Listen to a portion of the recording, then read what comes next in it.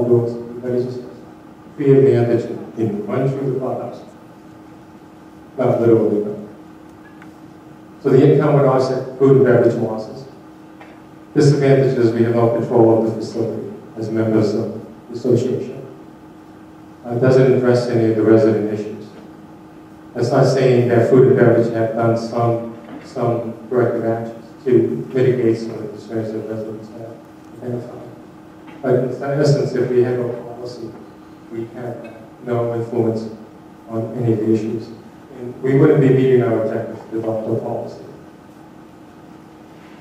And then we did query residents as to their position on whether they want the clubhouse open or closed.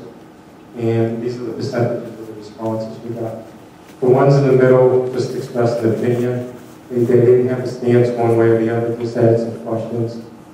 22% were either strongly opposed or somewhat opposed to opening the clubhouse for outside events. 66% were in favor of opening because of the advantages of increased revenues.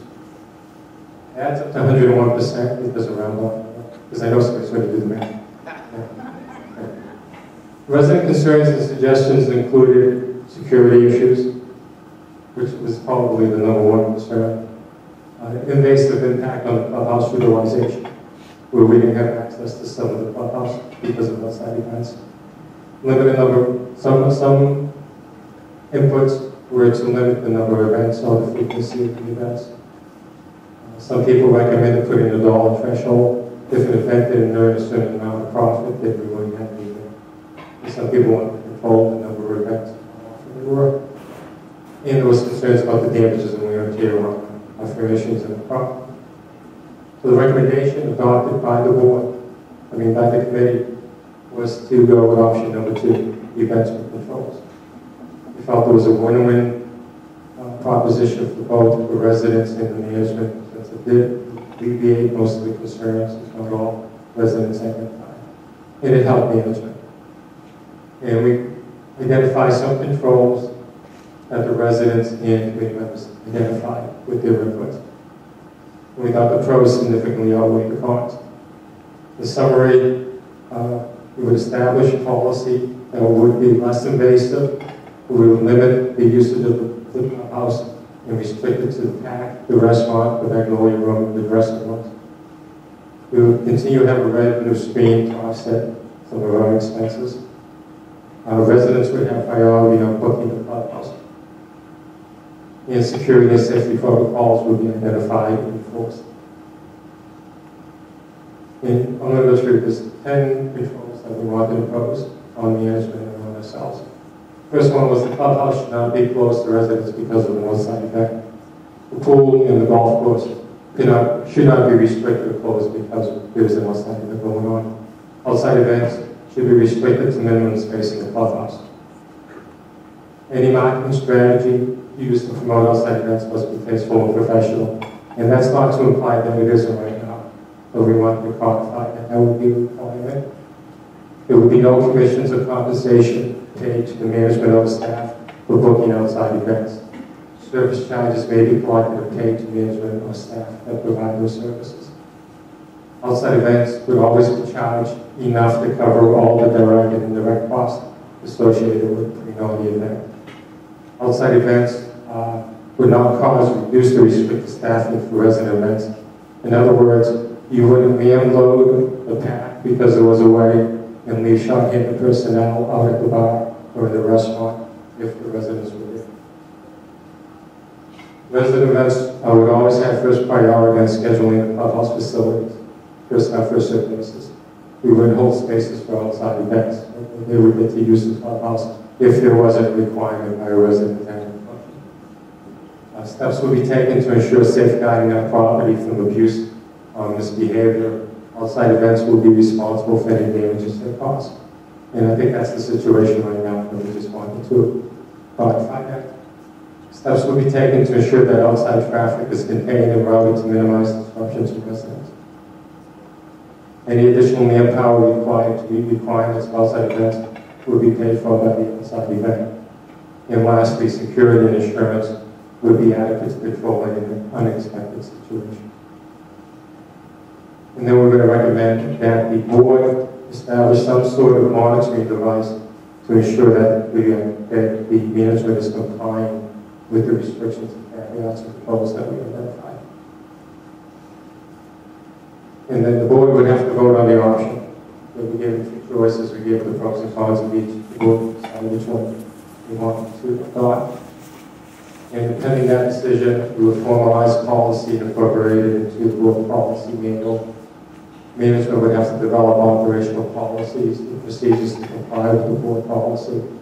And they would have to adjust any agreements that they have to factor in the restrictions, conditions, and caveats we identified.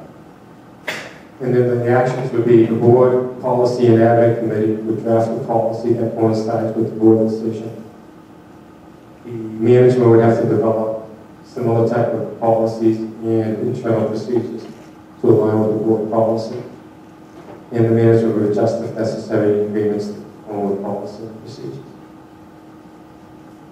That's all.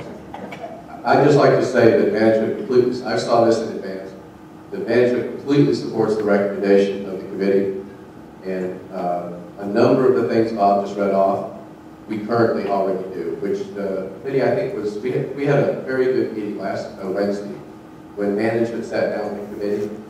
And I talked to one of the committee members, Ben Bell, and I spoke after that. He said that to a man on the committee and a woman on the committee, there was a number of things that they did not understand we already did by talking to the entire management team. So again, I want to commend him for what I think is a job well done, and I think it's going to have excellent benefits going forward for the utilization of the club. There's one more thing I need to add. The committee members were told to try to identify the option that was in the best interest of the association, not to factor in your personal preferences. Personal preferences may not agree with the solution that we came up with, but our goal was to look at what was best for the association. Where was the middle ground that would serve the community the best? Hey, one more comment. For any of y'all that went to the event last night, I just want to tell you that that was one of the best events, in my opinion, that's ever been done here at Heritage College. Chef Matt and his culinary team, and Mark and Paul, who came up with the decorations with a couple of other very creative companies we used, and the entire food and beverage staff executed, I think, one of the finest events that we've ever had here. So I intend to memorialize that in a letter to all of their personnel. Yeah, Leon. I get your point. I'm just requesting if we can make it a little bit warmer.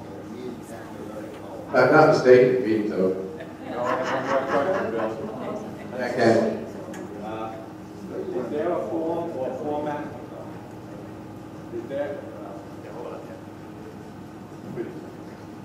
Is there a form or format that I can review that shows how they came about investing to arrive at that 79.21%? Yeah, what it is, over the past 5.5 years, but especially over the past 3 years, I told Tommy when I got here, I wanted them, actually Kevin and I told him, based on that, and we knew the contract was going to come up for review. 2.5 years ago, I told Tommy I wanted him to start tracking his expenses so we could have an accurate estimate of how much was spent to take care of the golf course and how much was spent to take care of the common ground. I never felt the 35% was accurate. There's no way they put that much manpower to take care of flower beds and mowing. So there's 4 times as much maintenance on the golf course with bunkers and greens and fairways and weed control and the daily mowing of the greens and the labor to do it. So he did that, and about that we had no input whatsoever in the final number, other than, like Kevin said, the task group, which put the RFP together, said, you tell us, we wanted 2 separate numbers.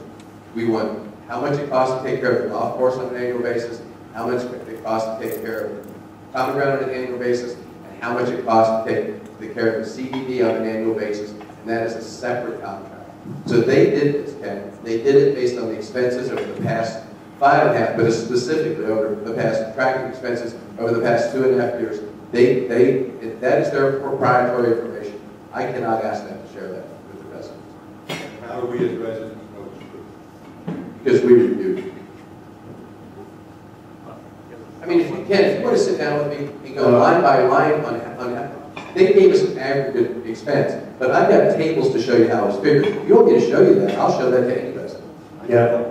Yeah, that's fine. I have no problem to show you how this was done. Yeah, and just so you understand too, there were 4 companies. We actually sent out a bid of 5. One said they didn't want to participate. So we got bids back, 4 companies.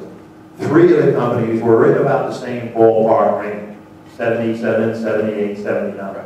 One company, one source was much lower. They were in about 68, 69 percentile. But again, after digging into the one source, they also were the ones who came in significantly lower than Valley Crest initially.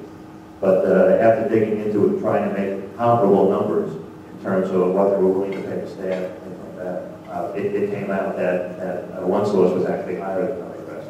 But so Valley Crest wasn't out there all on an island. The other companies were in the same range. I'd just like to see it, so I can support it.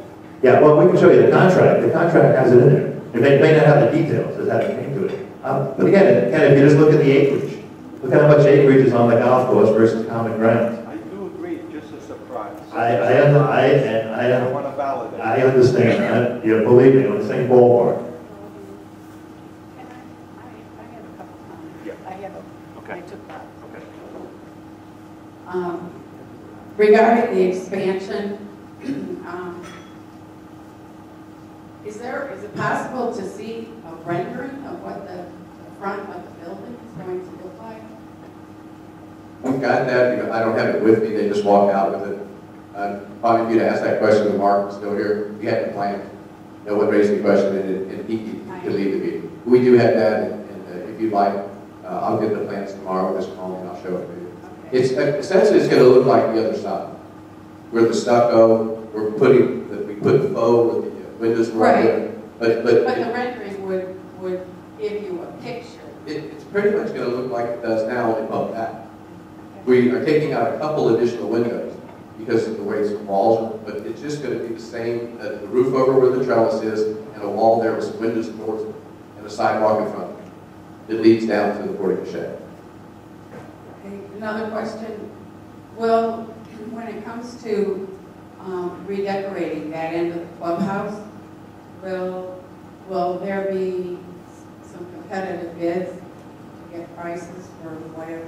We decided because it's office space, we don't need an interior decorator. Kimberly had already spec'd out a lot of the colors of the building. In the bid, the contractor's doing glue down carpet because it is a meeting room and offices. There's no reason to do anything remotely close to what we've done in the restaurant. So the glue down carpet, we're putting basic white paint on the wall. The contractor is doing all of that type of work. We're not outsourcing it. We're not having an interior decorating firm in here. What about the desks and chairs and conference table? They're all going to be purchased. They're all being purchased. Any that are needed to be purchased. We'll look at Office Depot, the 3 different office supply companies, and we'll look and see where we get the best bargain. But for instance, for the meeting room, we plan to use these tables and these chairs. No. Yes. And we're not going to make it in some fancy boardroom with big plush rolling chairs and leather. We're just going to keep it so we can have a meeting for 10 in there, or we can have a meeting for 25 and just keep it simple. Okay. Well, we're not ready for that yet, I guess, because they need to approve doing the expansion. That's correct. As I said earlier, we do have the Pasco County fast track permit. Right. They're cooperating with us now at a level that we've never seen. I'm going to make one comment to a lot of comments relating to decisions that have been made refer to McGladrey's amenity analysis, and one of the things that they said was, compared to other communities like ours with a golf course, that each individual in the community is paying less than what they would if we paid the same as everyone else. So it's still a good value. Thank you. Any other questions? Thank you all for coming.